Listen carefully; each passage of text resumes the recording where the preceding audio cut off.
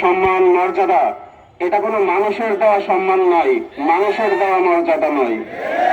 আমাদের সৃষ্টিকর্তা মহান রব আল্লাহ রাব্বুল আলামিন নবী রাসূল করিম সাল্লাল্লাহু আলাইহি ওয়াসাল্লামের সম্মান ও মর্যাদা নিজে ঘোষণা করেছেন, কথা ঠিক কিনা? ভারতের বিজেপির রাজনৈতিক দলের অন্যতম মুখপাত্র নুপুর শর্মা প্রিয় নবী রাসূল করিম সাল্লাল্লাহু আলাইহি ওয়াসাল্লাম সম্পর্কে যে অশালীন বাজে মুখে উচ্চারণ করার মতো না এমন শব্দ আপনারা যারা শুনেছেন তিনি ব্যবহার করেছেন, এইটা একক বা বিচ্ছিন্ন কোনো ঘটনা না।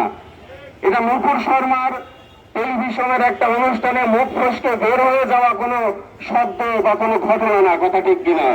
সম্পূর্ণ বিজেপি মনে প্রাণে এই জিনিসটা লালন করে।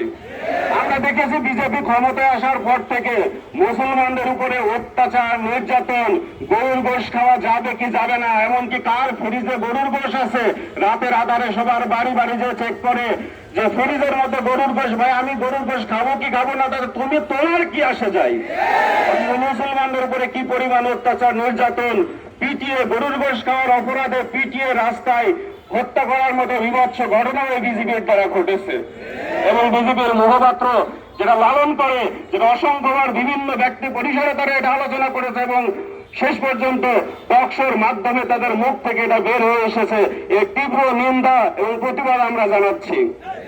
উপস্থিতি পরিষে বাংলাদেশ সরকারকে আহ্বান করতে চাই যে আজকে আমাদের একটা আশা ছিল বা আমাদের একটা প্রত্যাশা ছিল আপনার উপরে, যেহেতু আপনি বিভিন্ন সময় বলেছেন যে আপনি মদিনার সনদে দেশ চালাবেন, আপনি তাহাজ্জুদ নামাজ পড়েন, আপনি পবিত্র কোরআনুল কারীম তেলাওয়াত করেন সহ ইত্যাদি, আপনি আমাদের ইসলামী মুসলমানদের সেন্টিমেন্টকে আপনি সম্মান জানান, মূল্যায়ন করেন। সেই হিসেবে আমাদের বাংলাদেশের 92 ভাগ মুসলমানের এই 92 ভাগ মুসলমানকে একটা আশা ছিল যে আপনার পক্ষ থেকে সংসদে বা তীব্র কোন প্রতিবাদ আমরা দেখতে পাবো, কিন্তু আফসোস আপনি সেটা করতে ব্যর্থ হয়েছেন। আপনার কিসের ভয়? আপনি ঘোষণা দিয়েছেন যে বিশ্ব ব্যাংক থেকে ঘুরে দাঁড়িয়ে বাংলাদেশের মানুষের উপর ভরসা করে আমি পদ্মা সেতু তৈরি করছি। ঠিক আমরাও চাই ভারতের থেকে ঘুরে দাঁড়িয়ে বাংলাদেশের মানুষের উপর ভরসা করে আপনি তীব্র প্রতিবাদ ও নিন্দা জানান। আপনি ভারতের পণ্য বয়কট করতে ভয় পাচ্ছেন যে বাংলাদেশের মানুষের উপরে চাপ পড়বে। আমরা এত চাপে অতিষ্ঠ যে ওই চাপ মনে হয় না আমাদের উপরে আর কোনো চাপ দিতে পারবে। আপনি 208 টাকা লিটারের সয়াবিন তেল যখন খাওয়ানোর ঝুঁকি নিতে পেরেছেন, আমরাই বলছি আপনি ভারতের সাথে ওই সামান্য কিছু পেঁয়াজ আর ওই কি একটু শাড়ি কাপড় আর চিনি ওই ঝুঁকিও আপনি নেন। 70 টাকার আটা ময়দা যদি আমরা খেতে পারি, ওই 200 টাকা দিয়ে পেঁয়াজ কিনেও আমরা খেতে পারবো। বাংলাদেশের মানুষের উপরে ঝুঁকি নিয়ে একটা ঝুঁকি নেন। পরিশেষে বলতে চাই, বাংলাদেশে প্রায় আপনি জানেন আপনারা যে প্রায় 40 থেকে 45টার মতো ভারতীয় চ্যানেল, টেলিভিশন চ্যানেল চলে।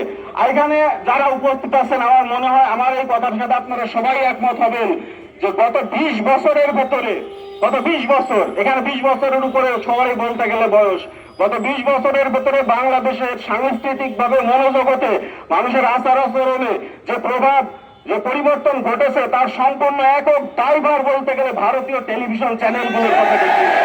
এই ভারতীয় চ্যানেলে, এই টেলিভিশন চ্যানেলগুলো বাংলাদেশের মানুষের বিন্দু পরিমাণ কোনো উপকার করতে পারেনি, বরঞ্চ ক্ষতি এবং ক্ষতি করে গেছে।